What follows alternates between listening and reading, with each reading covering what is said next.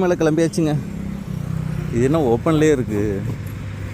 Okay, கொடி வேறு பழசாயிருச்சு கொஞ்சம். ஏய் இரு,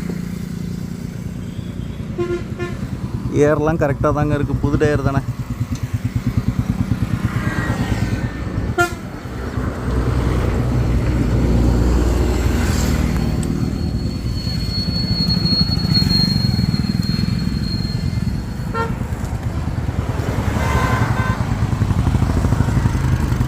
வேறு ஒன்றும் பெருசாக செக் பண்ணலங்க, ரீசெண்டாக தான் சர்வீஸ் பண்ணோம்.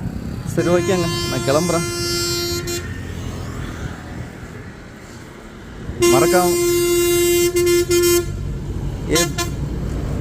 பஸ்ஸு இருப்பா, பேசிக்கிறேன்.